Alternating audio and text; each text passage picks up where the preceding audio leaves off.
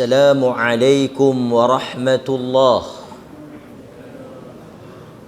Alhamdulillahi rabbil alamin. Wa bihi nasta'in ala umurid dunya waddin.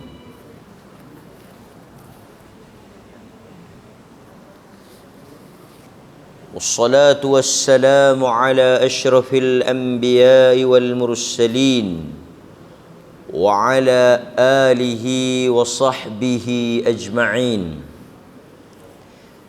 Ashhadu an la ilaha illallah wahdahu la sharika lah wa ashhadu anna Muhammadan abduhu wa rasuluh. Amma ba'd. Muslimin dan muslimat, mukminin dan mukminat, tuan-tuan dan puan-puan, hadirin hadirat, mudah-mudahan Allah Azza wa Jal merahmati dan memberkati perhimpunan dan majlis kita pada malam ini. Berikutnya kita akan sambung kisah yang berlaku di antara Nabi sallallahu alaihi wasallam bersama dengan para sahabah radhiyallahu anhum ridwanullah alaihim ajma'in. Mudah-mudahan apa yang kita baca dan kita dengar, kejadian dan peristiwa yang berlaku di antara Nabi sallallahu alaihi wasallam dan para sahabah memberikan pengajaran, pedoman dan panduan, tauladan yang boleh untuk kita mengambil manfaat. Dan lebih utama, seperti yang selalu kita ulang dan ingatkan diri kita, kejadian yang berlaku, peristiwa dan kisah yang terjadi di antara Nabi dan para sahabah memberikan faedah-faedah hukum untuk sama-sama kita amalkan. Cerita malam ini ialah berhubung dengan seorang sahabat yang terkenal, yang popular, sahabat besar yang mempunyai kedudukan yang tinggi di sisi Nabi. Tapi ada cerita yang terjadi antara dia dan isterinya. Dan benda ini memberikan faedah yang besar bagi seluruh umat Islam, terutama di dalam bab al-munakahat. Apa dia tu al-munakahat?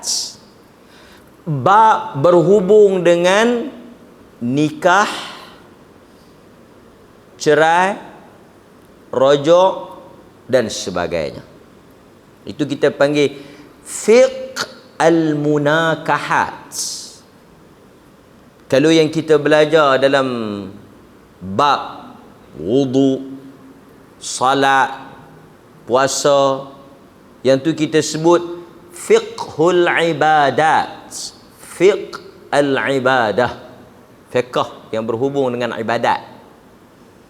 Tapi kalau nikah kahwin, cerai, rojok dan sebagainya, ini kita panggil munakahat, nikah kahwin. Jadi kes kita ini dia berhubung dengan fiqh yang bersangkutan di dalam tajuk al-munakahat. Baik.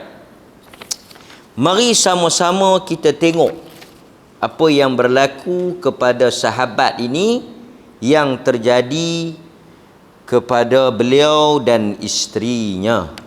Ini cerita yang menarik ni, yang tuan-tuan semua mungkin pernah mendengar dan juga pernah belajar. Apa cerita dia? Daripada Abdullah bin Abbas, daripada Abdullah bin Abbas. Dia yang menceritakan tentang peristiwa ini. Tuan-tuan kena ingat, Abdullah ibnu Abbas. Kata dia, annamra'ata, sesungguhnya isteri Thabit bin Qais Asy-Syammas. Siapa dia, tuan-tuan? Thabit bin Qais bin Syammas radhiyallahu anhu. Siapa dia Thabit ni? Sekejap lagi saya cerita. Tuan-tuan ingat dulu nama dia Thabit bin Qais bin Syammas. Siapa yang mai? Yang mai siapa dia? Bini dia. Cerita ni tuan-tuan kena ingat watak ni. Bini dia. Bini dia nama apa? Sekejap lagi saya cerita. Tapi yang mai ni bini dia lah. Bini dia mai. Dia kata, Atatin Nabiya sallallahu alaihi wasallam faqalat. Bini dia mai berjumpa dengan Nabi sallallahu alaihi wasallam dan berkata, Ya Rasulullah, wahai Rasulullah,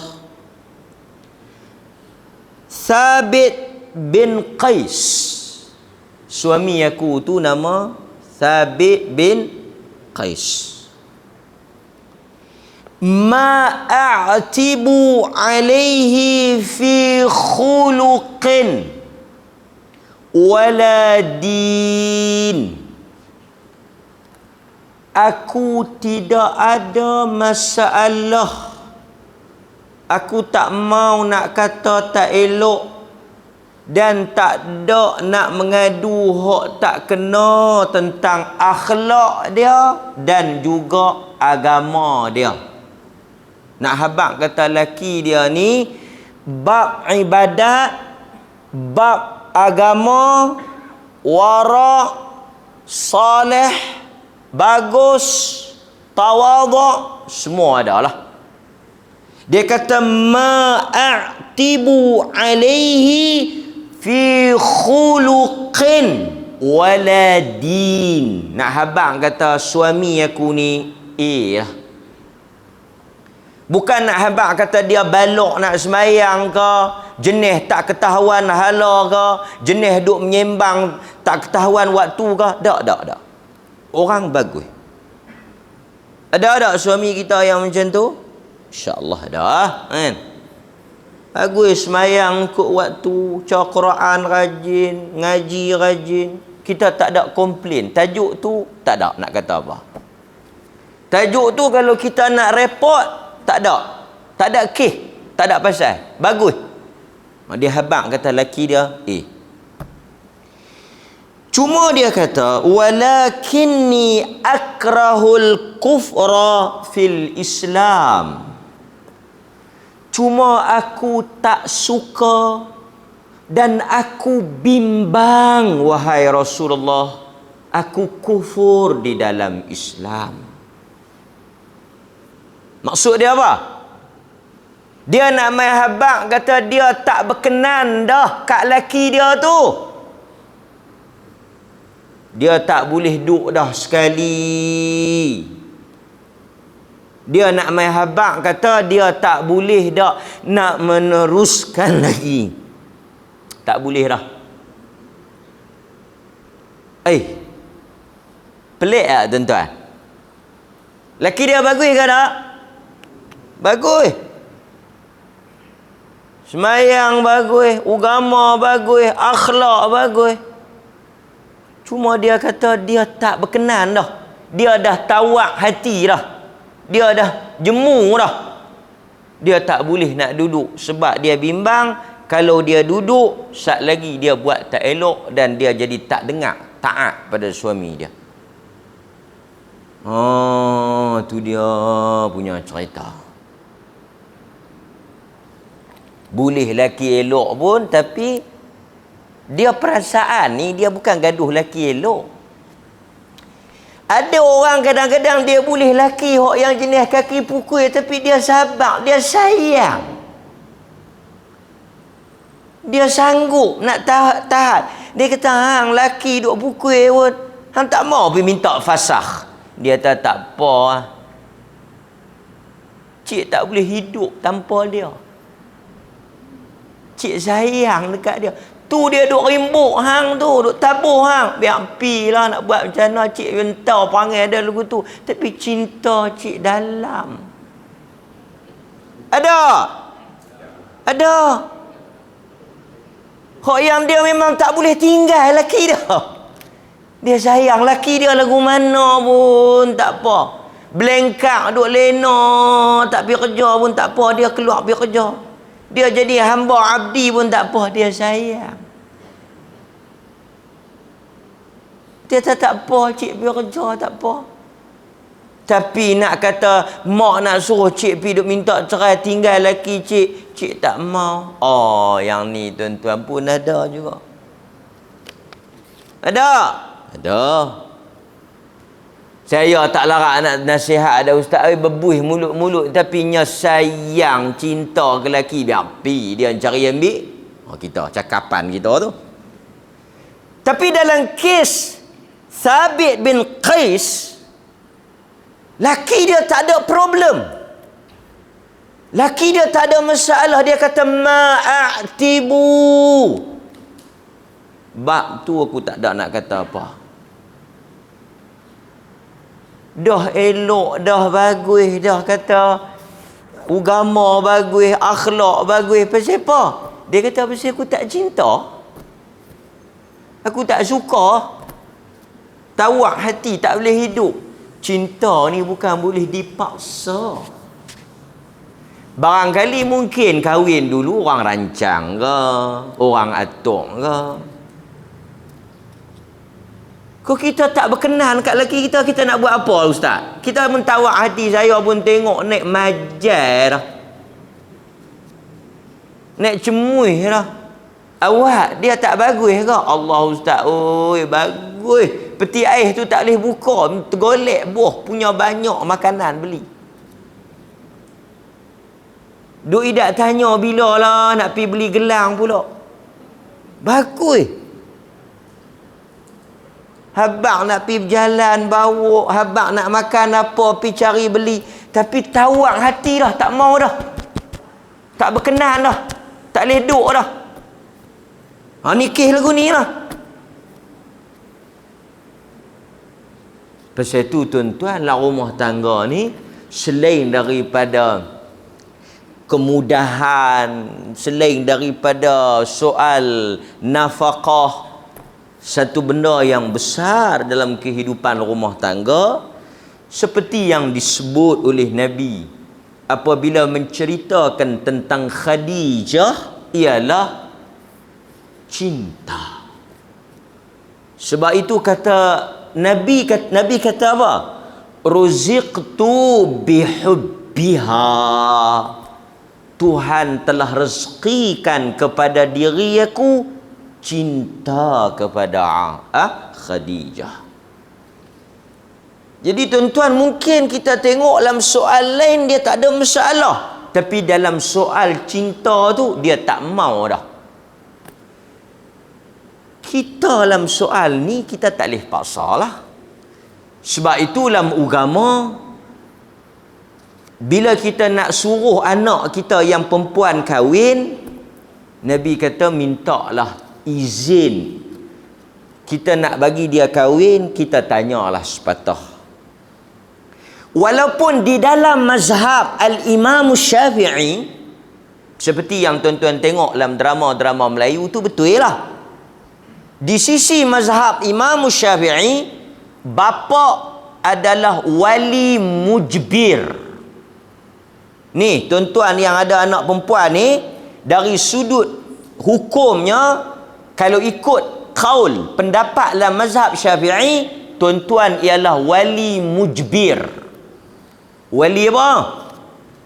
Tuan-tuan berkuasa mutlak untuk menikah dengan siapa yang tuan-tuan nak, boleh paksa dia menikah di sisi mazhab Syafi'i. Katalah tuan-tuan ada kawan umur 65, duda. Dia duk habaq kata aku ni duk cari tak jumpa. Tuan-tuan pun tengok kesian. Aku ada anak umur 25, hang mau tak? Dia kata kita pun duk berkawan lama, aku pun kenal hang. Bolehlah aku jadi menantu hang. Okey, hang balik pergi siap borang apa semua. Jadi hang tak boleh tanya anak hang mau ke tak? Wali mujbir. Mazhab Syafi'i. Dia kalau kata apa? Kuasa duk dia aku. Betul. Kalau ikut mazhab Syafi'i, pak pada kuasa.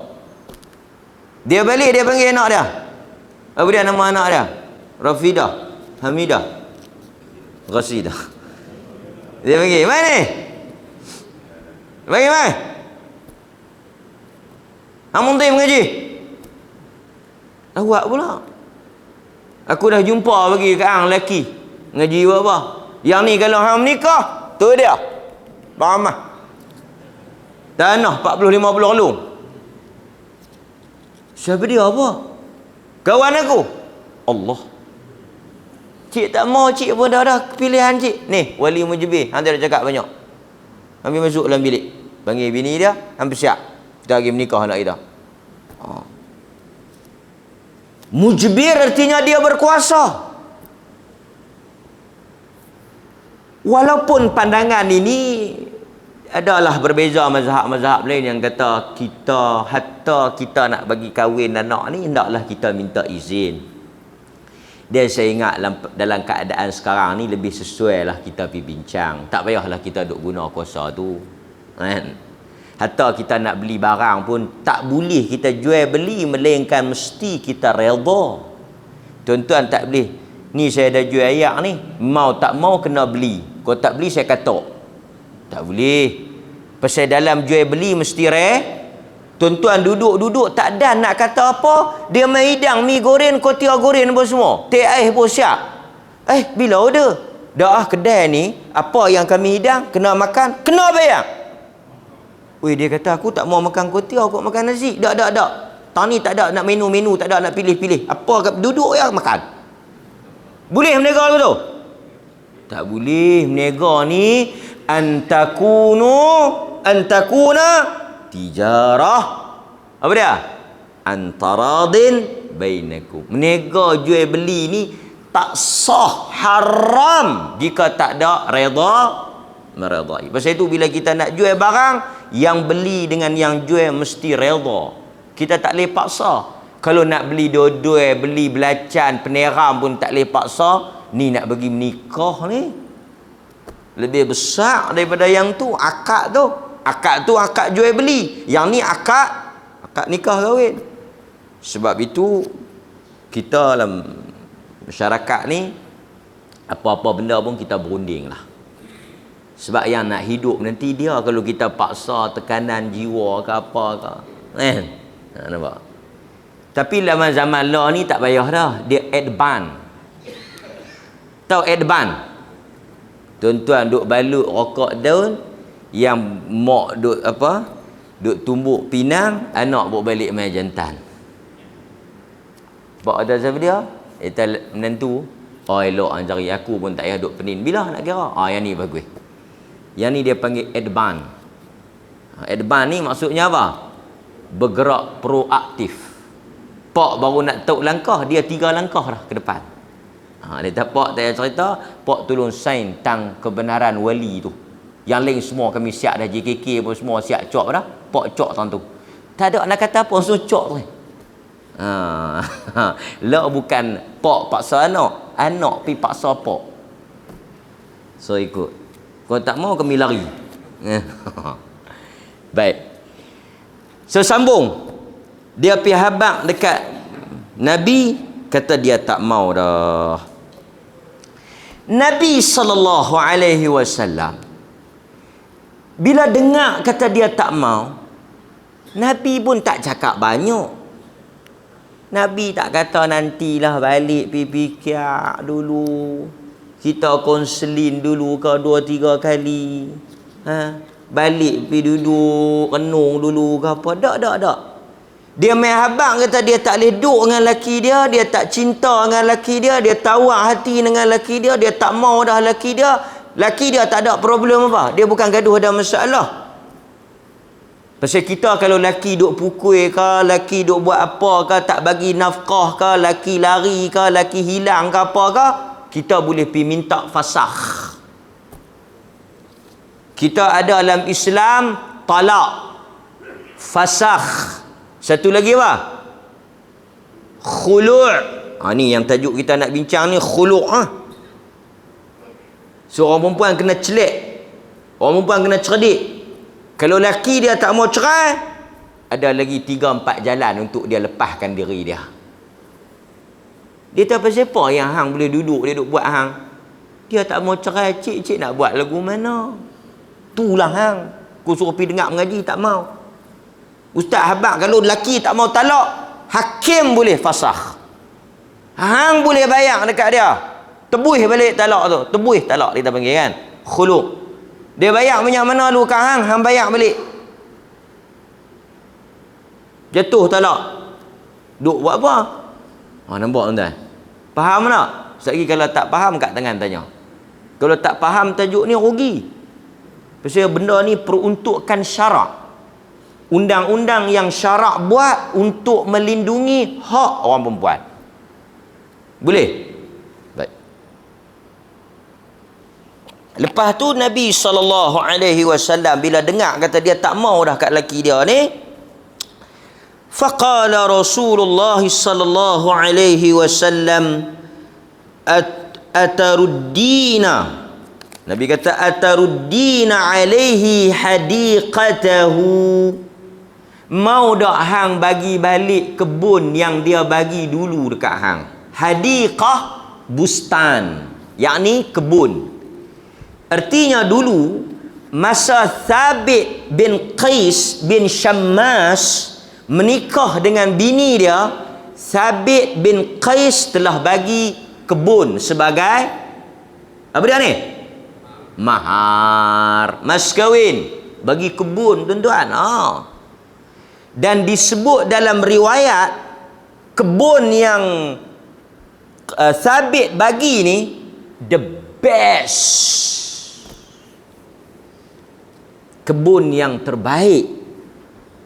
Dia bagi sebagai mahar. Tapi kita jarang dengar kita takat duit 3,000, 2,500. Aku nikahkan akan dikau kan, Ramlah binti Ramli dengan apa, Man binti Mat, bermas kahwin, bermaharkan berapa?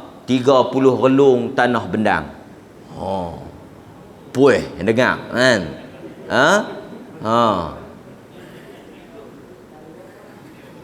Lega kan. Tengok keluar mana dia anak terana. Allah, patut 30 relung pun kan, tinggal 3 hari lagi nak hidup pun. Hak muda-muda nak ada relung apa? Lagu saya nyuruh pun tak ada.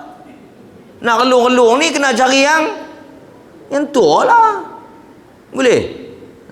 Tak apalah kan. Tu saya nak habaq nak cerita. Orang Melayu lah cerita. Tahu mana tadi? Tang bagi balik kebun tu. Nabi kata boleh dah hang, kalau hang tak mau dah dekat dia, hang dah tawak hati dah, hang dah tak suka dekat dia, boleh dah hang bagi balik kebun tu yang dia bagi masa mahar tu, bagi balik. Kawan dah memang tak mau dah, memang dah tawak hati, dah cemuih dah. Tapi laki dia tak ada masalah, dia tak mau, dia pun tak boleh hidup. Bahasa orang-orang moden ni apa dia? Tak ada persepahaman. Ni bahasa artis. Tak ada persepahaman, dah tak ada jodoh, dah tak serasi. Dia apa-apa pun tuan-tuan, demikianlah kehidupan ni. Kehidupan ni kadang-kadang awal-awal dia berkelahi, lepas tu dia baik balik. Kadang-kadang ada yang awal-awal baik, lepas tu berkelahi, lepas tu baik balik. Manusia ni dia tak menentu keadaan dia. Sebab itu Nabi kata kalau cinta pun padan patut, jangan cinta sangat-sangat. Ahbib habibaka haunan ma asa ayyakuna baghidaka yawman ma. Apabila kamu cinta atau kasih pada seseorang, berpada-padalah dalam cinta dan kasih itu, kerana barangkali pada satu hari nanti dia menjadi orang yang kamu benci. Wa abghid baghidaka yawman haunan ma. Nabi kata kalau kamu nak benci satu orang pun, haunan ma, bencilah padan-padan, sudahlah. Benci takat-takat yang perlu saja. Ayyakuna habibaka, barangkali orang yang kamu benci hari Selasa, dia menjadi orang yang kamu cinta pada hari Rabu. Nabi ajak betul tak? Apapun dalam urusan kehidupan ini, hendaklah kita bersifat sederhana. Bila kita sederhana, kalau dia berubah jadi lagu lain, kita tak ada lah sangat nak galak, betul tak? Tapi kalau kita melampau habis kata, kita kata habis maki, kita maki sampai tanya sebelah, ada lagi aku nak kata apa tau? Habis maki dah hang kata. Tiba-tiba nanti kita nak berbaik balik, susah lah. Pasal apa? Pasal kita dah kata.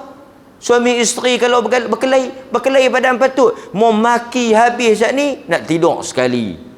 Macam mana? Nak jumpa sekali. Macam mana? Betul tak tuan? Apa-apa dalam kehidupan ni sederhana. Betul? Ha. Baik. So qalat, kata dia, na'am. Qalat na'am. Kata bini Qais ni, bini Thabit ni, dia kata na'am ya Rasulullah, saya setuju. Saya setuju bagi balik kebun yang dia bagi dulu sebagai mahar, saya akan pulangkan balik. Lalu Nabi sallallahu alaihi wasallam panggil Thabit bin Qais. Nabi kata, aqbil al-hadiqah wa talliqha tatliqatan. Nabi panggil terus Thabit. Panggil Thabit.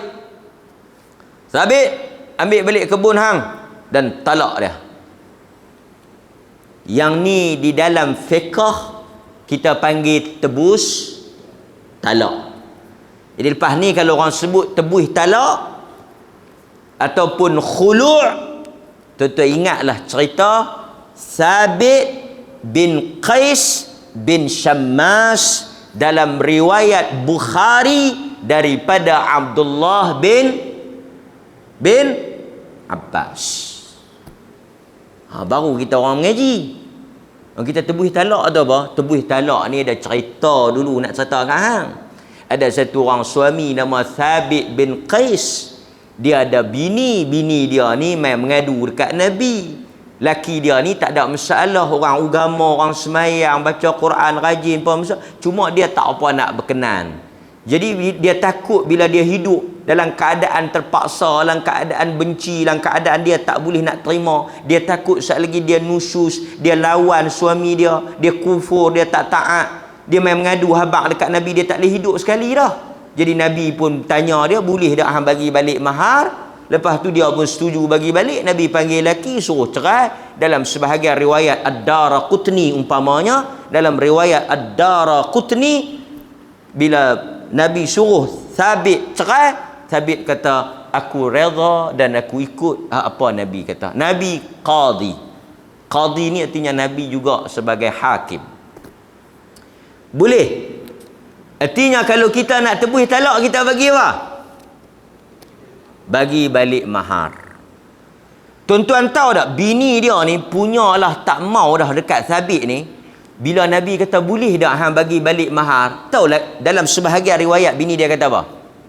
Saya boleh bagi balik kebun dia dan saya boleh tambah lagi kalau tak cukup. Apa makna dia? Dia tak mau sungguh-sungguh. Bukan takat kebun tu saja. Kalau minta saya boleh bagi balik. Kalau kata dia nak tambah lagi pun, saya tambah. Kut dia kata kebun dengan RM2,000, 2,500 saya boleh bagi. Tapi Nabi kata apa? Tak, takat mahar tu, takat kebun tu saja, jangan ambil lebih. Artinya tuan-tuan kena ingatlah mahar berapa. Kau tak ingat? Oh, kau tak ingat kalut sikit lah.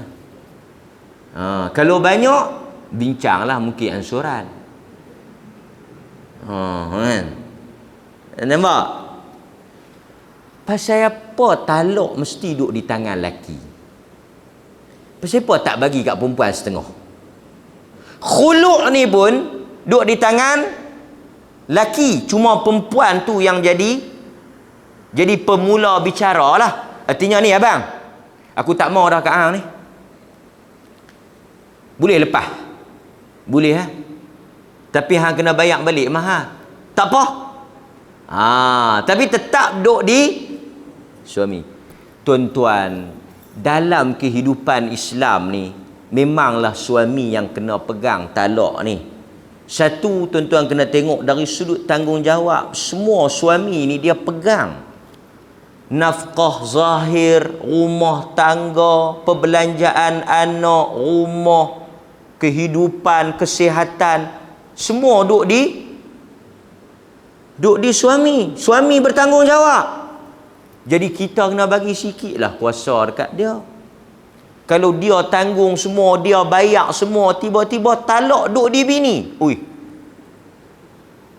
Lepas tu tuan-tuan cuba tengok, siapa dia yang selalu akan minta cerai? Perempuan lah. Berkelai-berkelai sikit, hentak balik. Berkelai-berkelai sikit, cerai cik. Tak boleh silap sikit, dia akan nempi kot tu. Silapnya dia pesan beli terung. Yang tua ni pergi beli carrot. Kan? Contoh pergi tengok kes-kes yang bercerai tu. Semua kes-kes kalau kita dengar tak padan. Kes ubat gigi, kes tidur bunyi kriak-kriak. Kes apa? Malam-malam. Macam-macam cerita. Kes apa? Gantung tolak kain plekat di kerusi meja. Cuba pergi tengok ni, di kes-kes bercerai. Pergi dengar tengok sekali-sekala. Tak ada kerja apa, pergi dengar orang bercerai tengok. Macam-macam kes.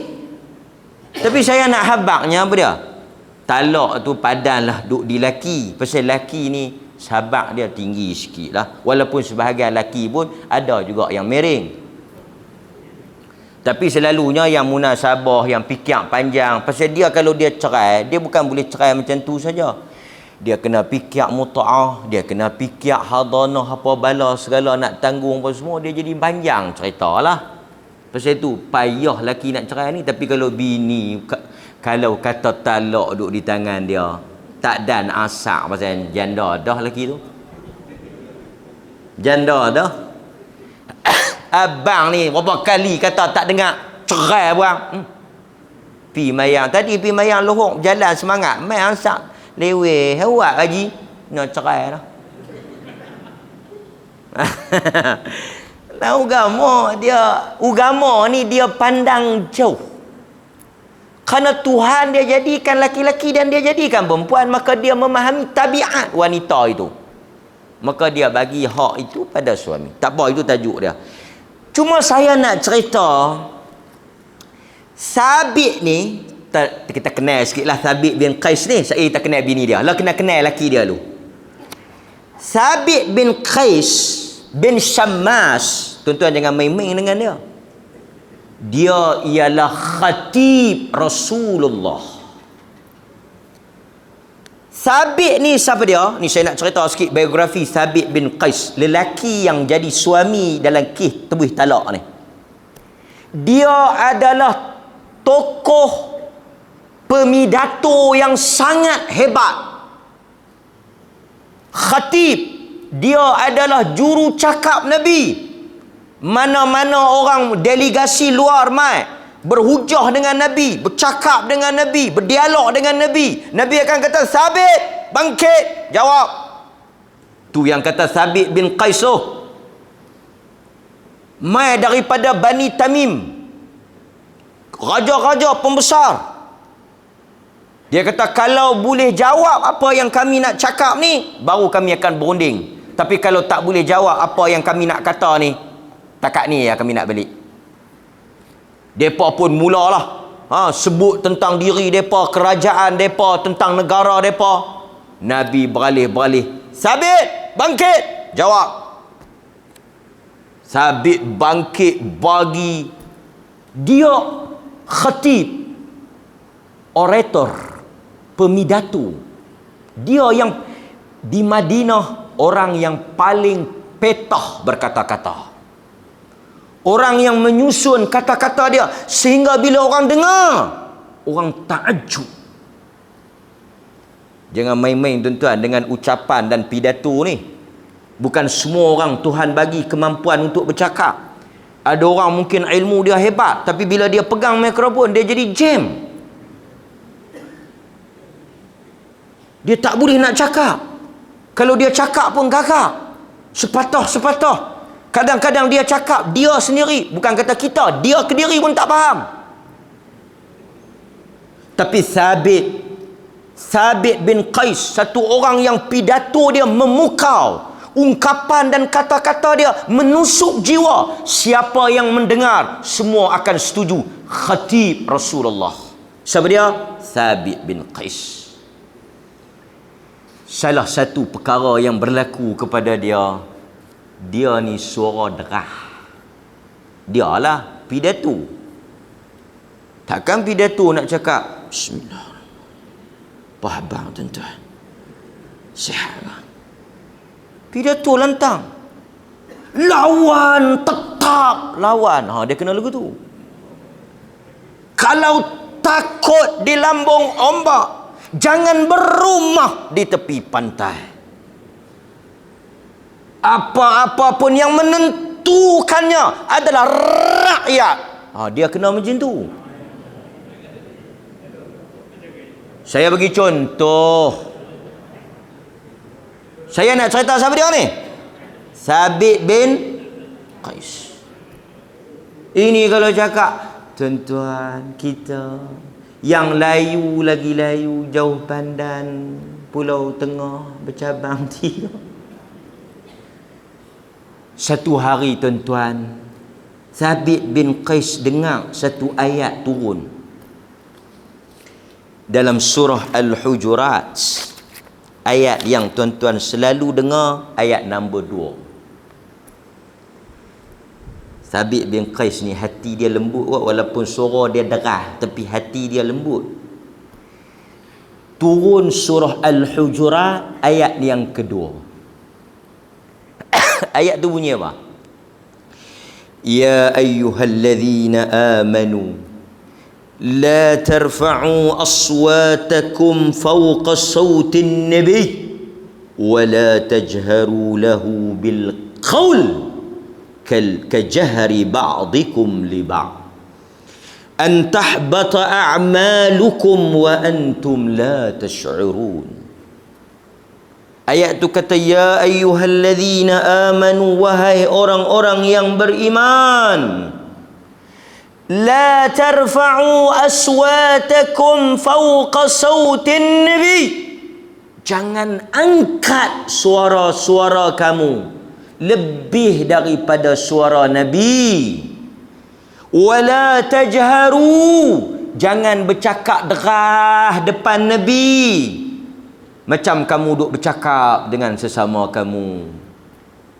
Siapa yang buat perangai duk bercakap derah, duk angkat suara depan Nabi, duk menjerit depan Nabi ni, antahbata a'malukum, Tuhan akan batalkan segala amal ibadah dia. Tuhan akan hapuskan segala pahala dia. Sabit dengar tuan-tuan, dia lari masuk dalam rumah dia, tak keluar. Dia kata, ana min ahli nar, aku daripada ahli neraka, aku daripada ahli neraka. Dia teriak. Dia tak keluar rumah. Nabi kawan rapat, pemidato, juru cakap, apa-apa nak lawan pun Sabit bin Qais 3-4 hari tak nampak muka dia. Tapi Nabi ni dia memang dia akan perhati orang tau. Yang tu perangai Nabi ni cantik. Pasal tu orang sayang dekat Nabi ni. Pasal Nabi ni dia peka. Dia boleh tahu ada siapa tak mai, siapa yang tak nampak, siapa sakit. Dia tahu semua. Artinya dia ni jenis orang yang ambil reti. Ambil pahadui kan. Bahasa orang Pulau Utara ni dia ambil reti. Bukan menyombong, buat tak tahu dah. Bila Nabi tak nampak Thabit bin Qais 2-3 hari ni, Nabi tanya jiran dia. Siapa dia? Sa'ad bin Mu'az. Sa'ad bin Mu'az ni siapa dia? Sa'ad bin Mu'az, orang yang Nabi kata bergegar arasy Tuhan. Bergegar arasy Tuhan ni dengan Sa'ad bin Mu'az. Kalau ada orang yang boleh selamat daripada azab kubur, tak ada orang lain melainkan Sa'ad bin Mu'az. Dia ni jiran kepada siapa? Jiran kepada Thabit tadi. Sa'ad, mana Thabit? Mana Thabit bin Qais 2-3 hari tak kelih muka dia, pergi mana? Sakit lah. Dia kata, ya Rasulullah, demi Allah dia jiran saya, tapi tak dengar pula kata dia sakit. Hampir tengok Sa'ad, pasal apa dia tak mai kat kita? Sa'ad bin Mu'az pi rumah Thabit, pasal rumah depa dekat, depa jiran. Masuk, dia kata, ni Rasulullah duk cari hang.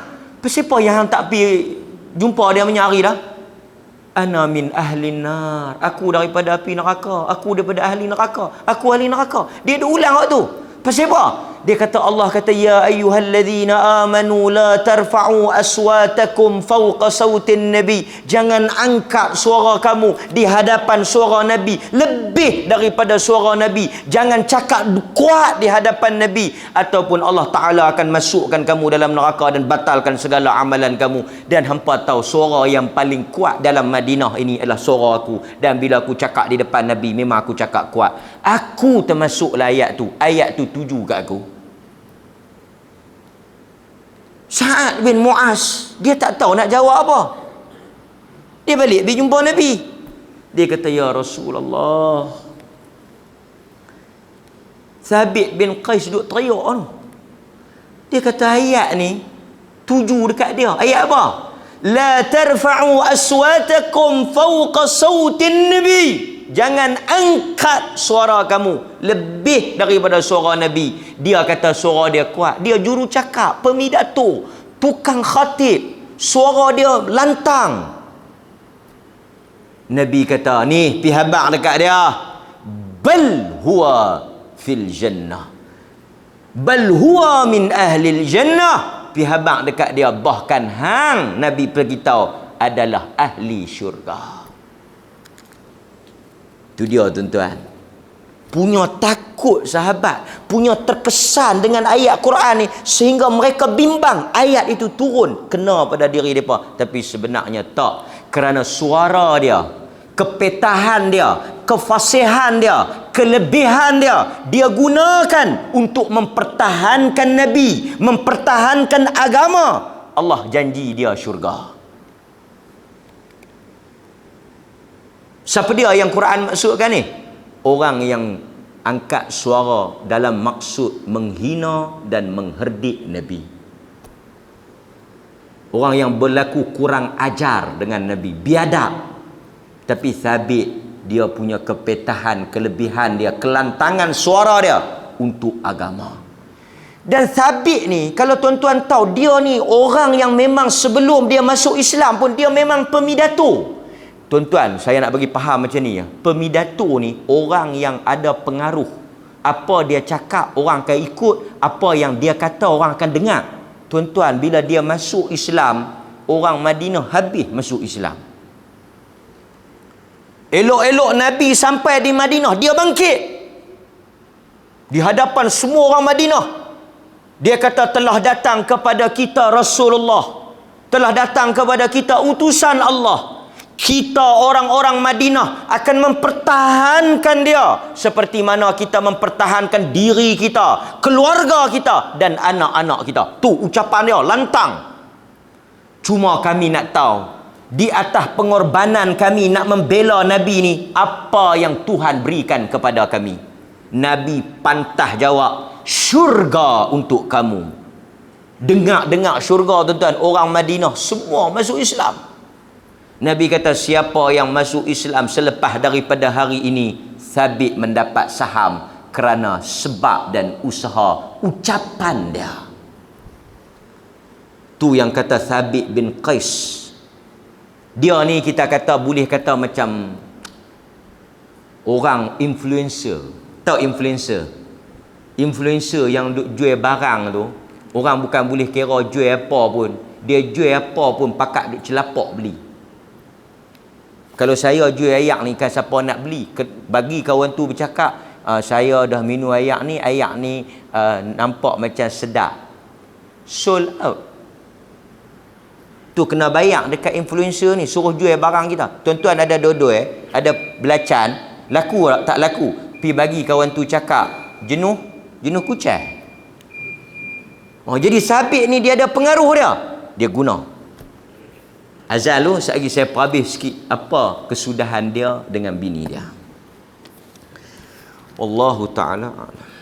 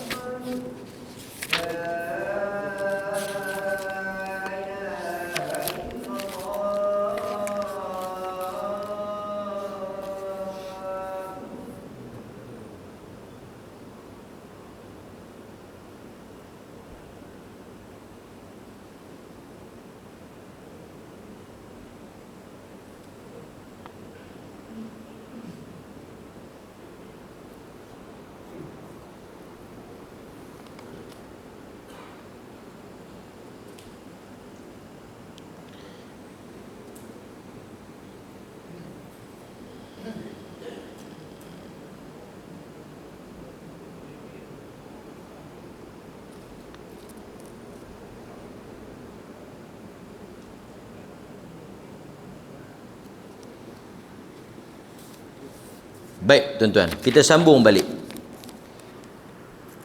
Cerita pasal Thabit ni juga menarik. Ada riwayat apabila Allah Subhanahu wa taala turunkan ayat, antaranya dalam surah Luqman ayat ke-18. Dalam surah Luqman ayat 18 Allah kata apa? Allah tak suka orang-orang yang sombong lagi bongkar. Bila ayat ni turun pun dia sedih. Dia jumpa Rasulullah, dia kata, aku nak tanya sikit. Kali ni dia jumpa, dia tanya terus. Dia kata Allah tak suka orang sombong. Aku ni suka pakai pakaian yang cantik, suka pakai kasut cantik, suka benda-benda yang elok. Dan aku suka bila aku bercakap orang puji aku. Adakah aku termasuklah orang yang sombong dan bongkok? Nabi kata tak. Nabi kata suka pakaian cantik, kasut cantik, rumah cantik, barangan yang indah, bukanlah daripada kalangan orang-orang yang sombong, tetapi engkau daripada kalangan ahli syurga. Dan tuan-tuan, ada riwayat kata dia mati ni, dia dalam terkorban dalam perang Yamamah, dia syahid. Cuma dalam peristiwa ni cerita benar, apabila dia syahid, Thabit bin Qais ni, baju besi dulu ni, baju besi ni ada nilai mahal tau, baju besi perang ni. Pendek cerita, ada satu orang telah ambil baju besi dia. Telah ambil baju besi dia tu. Kemudian salah seorang sahabat Nabi telah mimpi jumpa dengan Thabit dalam tidur. Dalam mimpi dia lah. Thabit kata, boleh tak hang tolong aku? Ada satu orang dia telah ambil baju besi aku, dia duduk di sekian tempat, dia simpan baju besi dia pada sekian tempat, dan dia buat macam ni. Dia ceritalah pasal laki-laki tu. Hang tolong pi ambil, tolong bagi tahu dekat khalifah, tolong ambil baju besi tu dan tolong selesaikan hutang aku. Tolong jual baju besi tu dan tolong bayar hutang aku. Wasiat ni dia bagi masa dia dah mati lah. Kawan tu dengar dan jumpa dia dalam mimpi. Kawan tu bila balik pergi jumpa Khalid, pasal dia suruh jumpa Khalid. Thabit sebut dalam mimpi tu, masa dia mimpi Khalid, Thabit tu, dia pun, Khalid pun pergi kat lagu mana yang disebut dalam mimpi tu, jumpa kawan tu, jumpa baju besi dia, balik bagi ke Abu Bakar As-Siddiq. Abu Bakar As-Siddiq tunaikan wasiat dia. Kata para ulama, inilah satu-satunya manusia yang orangnya memberi wasiat setelah dia mati dan ditunaikan wasiat dia dalam keadaan dia dah mati. Sebab apa tuan-tuan? Walaupun dia mati syahid, tapi belum selesai dengan hutang yang ada di tangan dia. Kita kadang-kadang kalau mai bapak kita, boleh jadi tak bapak kita mai dalam mimpi? Boleh jadi roh. Boleh jadi mai. Sebab roh ni dia boleh jumpa dengan roh kita. Pasal kita bila mati, roh kita keluar. Jadi dia boleh jumpa dengan roh yang dah mati tu. Kita mati, roh tu mati, boleh jumpa. Seperti yang disebut oleh Al-Qurtubi dan yang lain-lainnya, pertemuan roh antara roh. Boleh jadi tak roh tu? Kadang-kadang kita mimpi pak kita yang dah mati, kita mimpi mak kita, mimpi siapa-siapa yang dah mati. Dia macam bagi hint kat kita. Pertemuan roh dengan roh.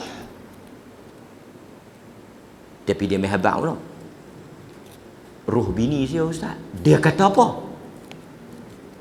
Dia kata, kalau nak duk elok, duklah lagu lah. Tapi kalau ada siapa-siapa pergi ganti sebelah tu, siap. Lepas tu, saya terkejut pecah peluh. Saya duk ingatkan masa hidup dia dihantui saya. Lepas mati pun dia duk peringat saya. Betul, apa pandangan Ustaz? Jangan mimpi dah. Tapi nak habaq ya. Nak habaqnya mimpi ni kita tak boleh pegang lah. Tapi dia boleh jadi isyarat. Tapi janganlah kata-kata mimpi tu mesti betul. Tak. Mimpi bukan hujah. Baik. So kesimpulan cerita ni apa dia? Habis dah lah. Okey. Tuan-tuan, ada tak terdetik dalam hati nak tahu apa bini dia ni? Takkan tak ada pasal. Okey, saya ceritalah. Ni part yang paling sensitif, secret, confidential, punca. Dalam sebahagian riwayat, tuan-tuan dengar dengar elok-elok ni, dengar. Orang perempuan macam tu lah. Orang lelaki-lelaki pun serupa kan. Baik, saya baca. Dia kata apa? Dia kata, apabila dia tak komplain, dengar orang perempuan, Bila dia kata saya tak ada masalah tang perangai dengan tak ada masalah tang agama, agak-agak dia masalah tang mana? Ha? Agak-agak tang mana? Perangai okey, nafkah okey, mayang okey, ha? Batin pun okey. Nafkah zahir batin, nafkah zahir batin okey, semayang cukup, puasa cukup. Tuan-tuan dengar dia kata, dia kata annaha tubghiduhu lidamamatihi wa qubhi suratihi.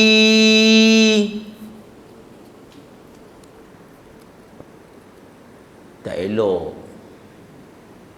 muka tak elok, dia tak berapa nak berkenan dengan Sabit ni, tak handsome, tak elok.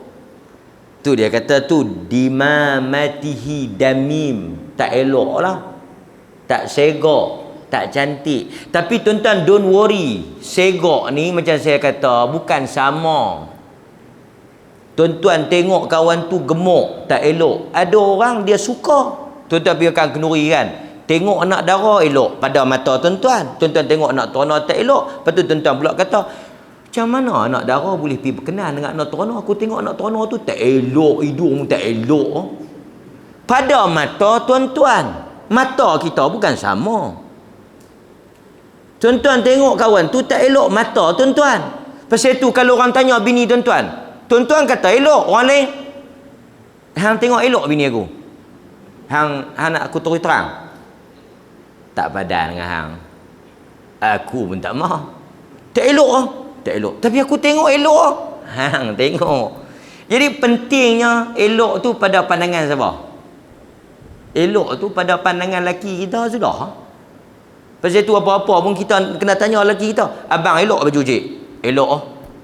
Orang lain tengok macam baju tidur, dia kata awak hang pakai baju ni tak elok ah. Aku tanya dah laki aku elok, biar pi. Aku kalau laki aku elok, lagu mana pun elok ah. Pasal kalau kita tanya 10 orang, tak sama. Elok tu 2 orang, tak elok ah. Tanya kau tu, boleh ha? Tanya kau ni, elok ah. Tuan-tuan nak ikut siapa? Sebab itu yang pentingnya, apabila pasangan kita tengok elok, yang penting pasangan kita, dia tengok kita, dia yang nak tengok kita. Dan kita kalau dia tengok elok, kita boleh pahala. Kalau dia tengok tak elok, kita tak boleh, macam kena bagi elok lah. Tapi orang lain kalau tengok elok, bukan boleh apa. Suami kita elok hang, segak boleh pahala kita. Tapi kalau orang tu imam puji, elok kat besar saya tengok. Tu imam buat ketahuan sikit lah idah hari ni. Contoh. Tapi saya nak abang itulah. Okey. Jadi itu. Tapi tak dinafikan juga, ada sebahagian riwayat kata dia ni agak kasar sikit. Tapi lah riwayat lain lah. Dalam riwayat An-Nasai, tadi ustaz kata dia bagus agama. Tuan-tuan dengar dulu. Kadang-kadang orang dia bagus agama ni belum tentu lagi dia bagus manusia.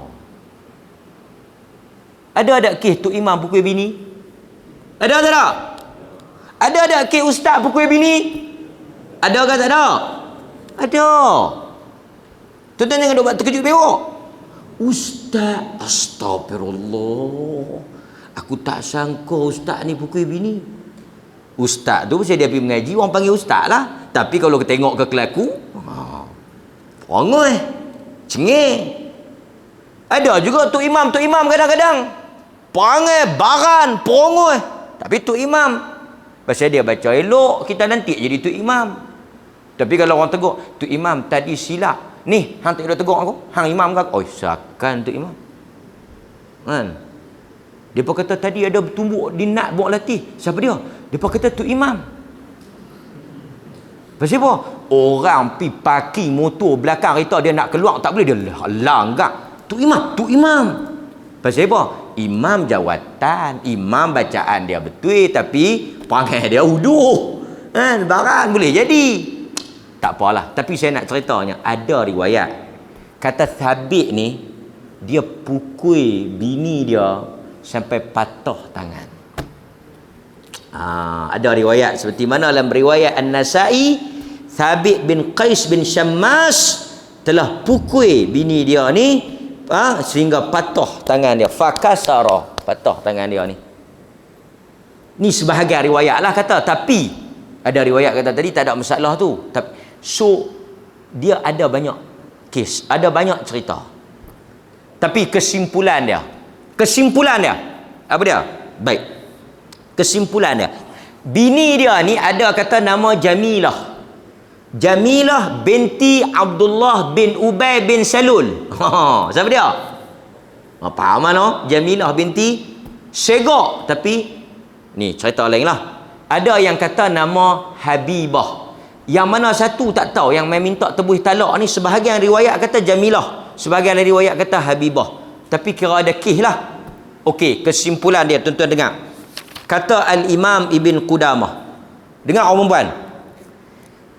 Kata Al-Imam Ibn Qudamah, apabila seorang perempuan membenci suaminya, sama ada disebabkan oleh perangai dia yang buruk, ataupun rupa dia yang tak elok, ataupun agama dia yang tak bagus, ataupun lemah, ataupun sebagainya, isteri itu bimbang dia tidak dapat menunaikan kewajipan untuk taat, untuk mencintai suaminya, maka dia boleh meminta khulu' dengan menebus dirinya. Dapat? Tak dapat dengar balik rakaman ni? Kata Ibn Kathir. Ibn Kathir kata, apabila suami isteri saling tidak sepahaman. Ibn Kathir kata, apabila suami isteri saling tidak sepahaman, si isteri tidak dapat lagi menunaikan hak suaminya, dan dia membenci dan tidak suka kepada suaminya, dan tidak lagi boleh bergaul mesra dengan suaminya, maka isteri tadi berhak untuk menebus dirinya daripada suaminya dengan memberikan semula apa yang telah dibayar mahar oleh suaminya. Tidak menjadi suatu dosa dan kesalahan ke atas isteri, dan tidak menjadi kesalahan ke atas suami menerima semula pemberian yang telah diberikan kepada isteri, kata Ibn Kathir. Tuan-tuan dapat? Tak ada masalah. Apabila kita tak ada sepahaman, kita bimbang kalau hidup boleh dosa lagi, boleh jadi maksiat, boleh kita nusyur dan sebagainya, bincang elok-elok habaq, minta selesai buang. Inilah dalam agama dia dah atur elok cantik dah, kita tinggal nak ikut dia.